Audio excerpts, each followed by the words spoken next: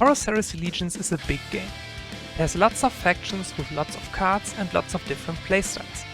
However, sometimes certain kinds of cards and strategies just fail to deliver. In this series I'm going to be going over some of them. I'm going to be talking about what they are supposed to do, why they fail at doing so, and how to improve them. If you want to see more of this, subscribe and leave a like so I know you guys enjoy this content.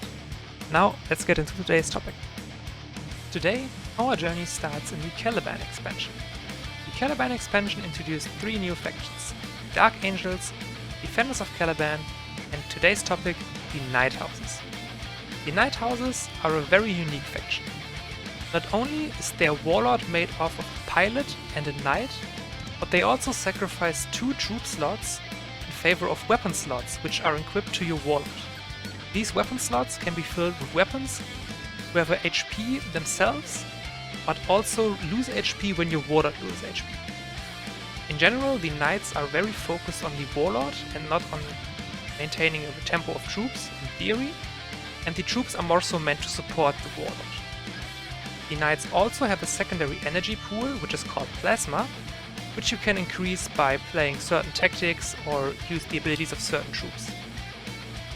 Overall, tactics and troops are meant to generate plasma and weapons and overall, as I said, fulfill a support role. The troops that do so are not only filled with infantry, but also with today's topic, structures. But first of all, what are structures in Horus Heresy Legions? Structures are a type of troops. All structures have can't attack. All structures also get affected by ordnance together with vehicles.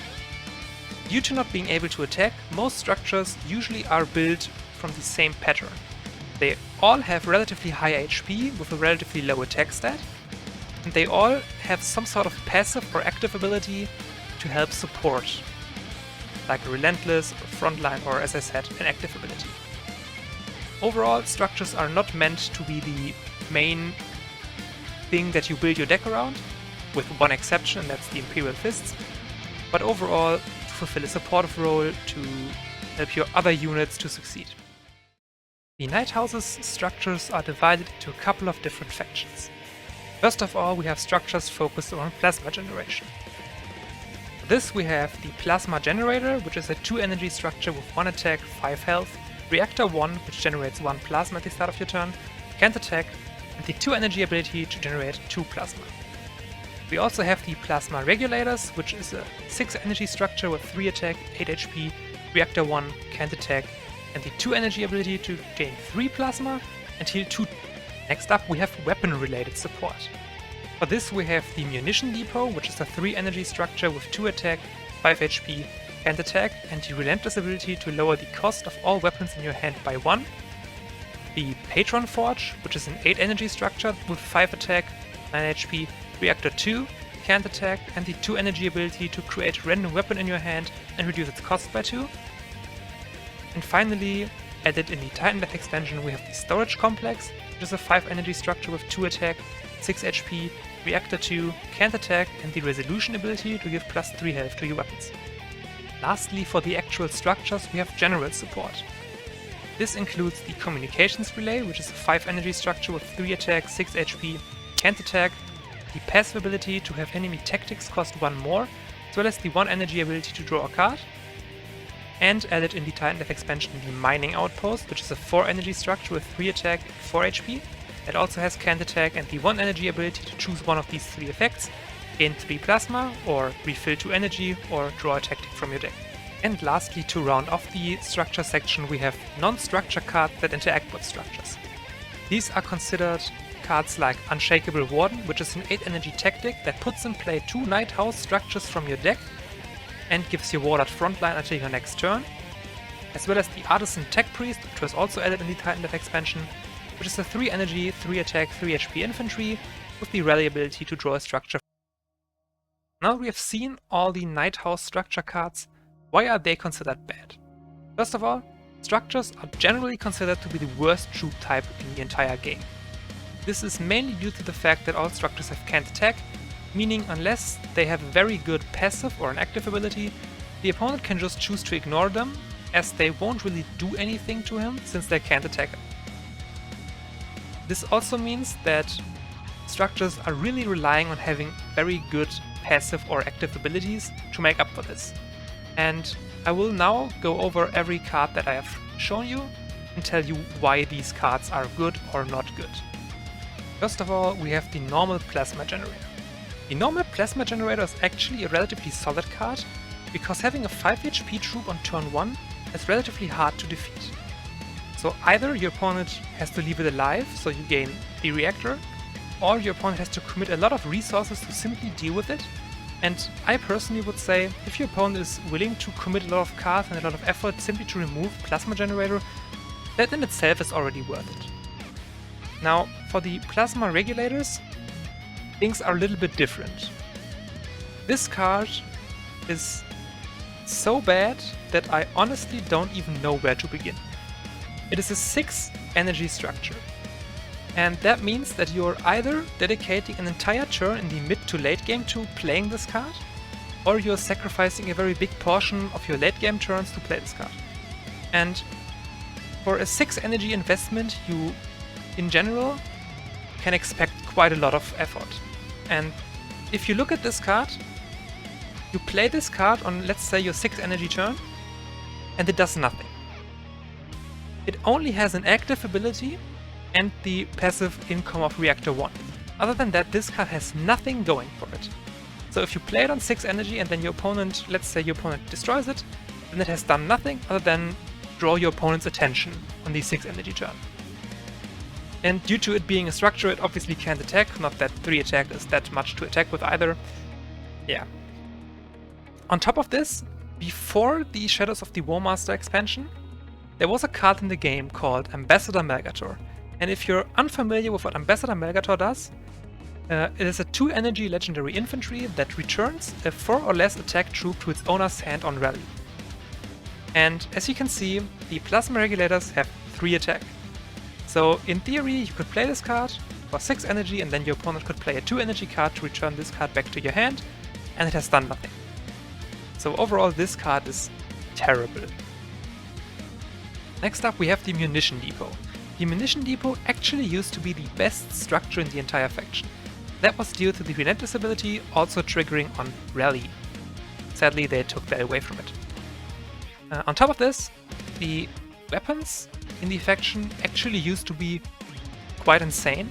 So having this 1 energy reduction on their cost actually had a lot bigger impact than it does now, after a number of weapon nerfs.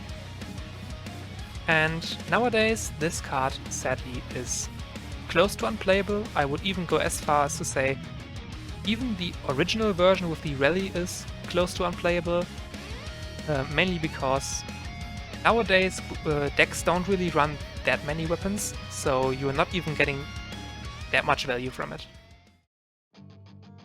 Next up, we have the Patron Forge, and similar to the Plasma Regulators, I don't know where to begin with this card. I will keep it short. It has the same issues as the Regulators. It is a very expensive structure, it does nothing the turn you play it, and on top of the Regulators already bad things, this card's ability is abysmal. You use 2 energy to create a random weapon in your hand. You don't even get to choose. You could get like a very, very bad weapon, and then you reduce its cost by 2. Obviously the cost reduction is nice, but on a random weapon, you could generate a very expensive weapon that does nothing, and then yeah, you have a cost reduction on that, but you're not even gonna play that in the first place, so why? I would even go as far as to say, if this was a 0 energy ability and you could choose the weapon, and let's even go as far as to say the ability becomes 0 energy, choose a weapon and create it in your hand, and it costs 0. Even then, this card would be unplayable simply due to the fact that it's an 8 energy structure that does nothing the turn you play it, and only really has a reactor ability. Reactor 2 is nice, but other than that, it has an abysmal ability and does nothing.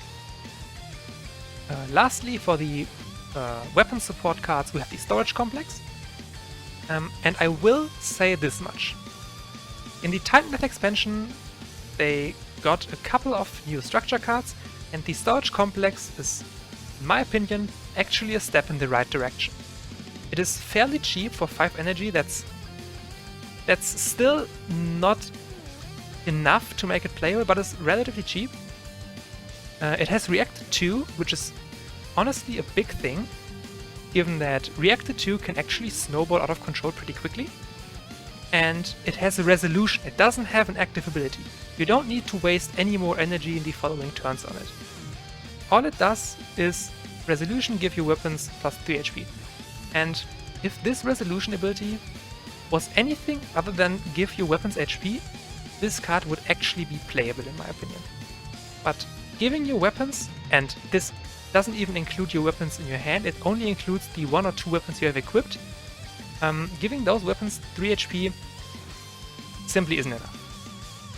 If this was a different effect, I could definitely see this card being played, like if this was like resolution, generate a weapon in your hand, or if you want to keep the original theme, why not give your Warlord and your weapons plus 3 HP? Even then, I would say this card would be playable. As for the general support structures, we have the Communications Relay, and this card actually saw play in the last big Knight meta. I remember that being the first month that I actually made top 50, and people actually played this card in their decks, mainly due to the fact that passively increasing the cost of enemy tactics by 1 can actually go a long way. Sadly, that was over a year ago, and since then we have gained access to a card called Niora Sukasen, which increases the cost of all enemy tactics by 2 energy, and she is essentially just an overall better version of Communications Relay. She is cheaper, she only costs 4 energy, she has the same attack stats, she has slightly less HP, but she isn't a structure. So overall, if you want a disruption card, Relay is nice, because it also has a built-in draw ability that can come in handy, but overall, Niora is simply the better option. And the final structure card to go over is the Mining Outpost. This card is essentially a slightly different version of Arvos Lighter on a structure. And Arvos Lighter is a very, very good card. It's a staple in essentially every deck, other than Ruinstorm, because they can't play it for some reason. Sadly, the strength of Arvos Lighter is that it's a 1 energy tactic that you can just essentially squeeze in a majority of turns. Mining Outpost is a 4 energy structure that you first need to play before you then get this 1 energy ability that you could essentially squeeze in your turns. But the fact that you first of all need to commit 4 energy for this essentially makes it unplayable. Similar issue as some of the other structures, it does nothing the turn you play it, so you play it for 4 energy, that's relatively cheap, but then you don't get any value this turn, and then unless you actually want to squeeze this 1 energy ability into your turns, the card doesn't even do anything. Like, it doesn't even have Reactor 1 or something, so unless you actively sacrifice 1 point of energy in every turn to do something like gaining Plasma or drawing a tactic from your deck, which are 2 very good abilities, don't get me wrong, but it's just not worth the initial 4 energy commitment for a card that may be doing something in the upcoming turns. And for the last couple of cards, we have the non-structure cards that interact with structures. Starting off with the Unshakable Warden. The idea behind this card, especially from a lore perspective, makes a lot of sense, but in this game, and mainly due to the fact how structures are built, it would essentially be better if it was the other way around, if you would put in play 2 Nighthouse structures and gave those structures frontline instead of your Warlord. Mainly because the faction is centered around the Warlord, but this card tries to put this focus onto these structures, essentially making it so your Warlord is just a distraction for these structures and you are trying to protect the structures, when in reality the majority of these structures is so bad that your opponent will most likely ignore them anyways. So even in the best case scenario that you would put in play 2 Patron Forges from your deck, that's like the maximum amount of energy you can cheat out with this.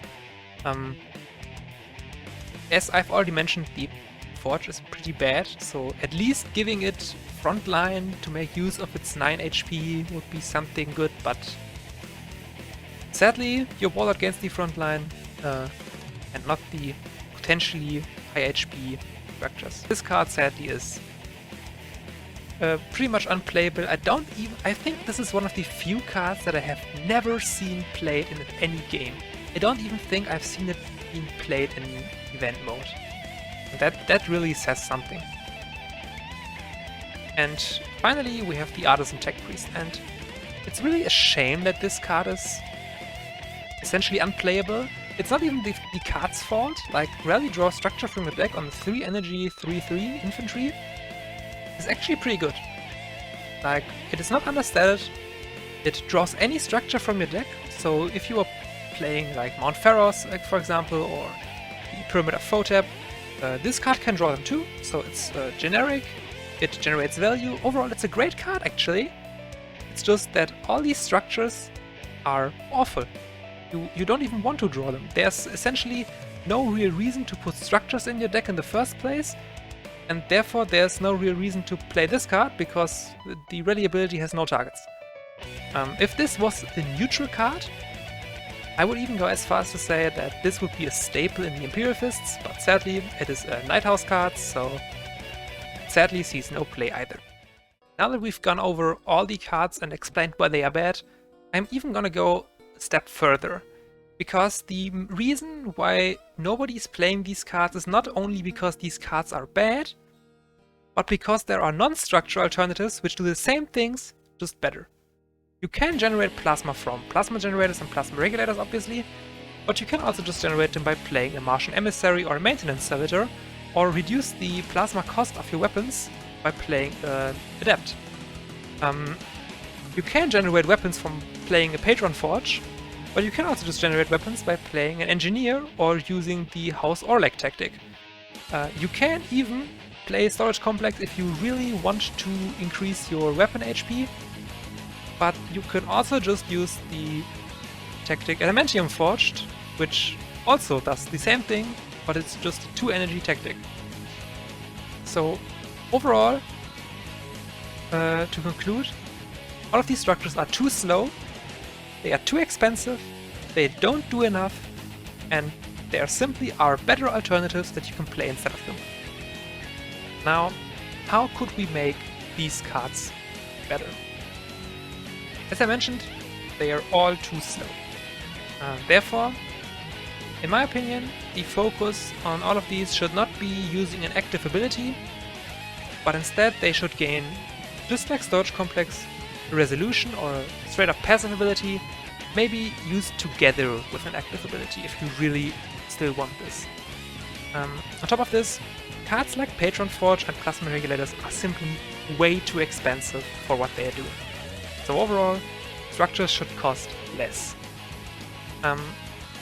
And lastly, Unshakable Warden simply just needs to do something else entirely. This card is so bad in so many ways. Even if you would swap that the frontline goes to the structures and not your Warlord, I would even go as far as to say that even for 8 energy this is not worth it. This is like a 7 energy or 6 energy tactic, given the fact that you are putting in place structures and not like any other kind of troop. Like Desperate Defense was broken at 8 energy to put in play 2 random troops from where they can give them frontline, but those were troops that could attack, those were not structures. Structures can't attack. So they are by far not as much of a threat as, for example, a defense force or any big vehicle or any big Asadis or any other big troop that is not a structure.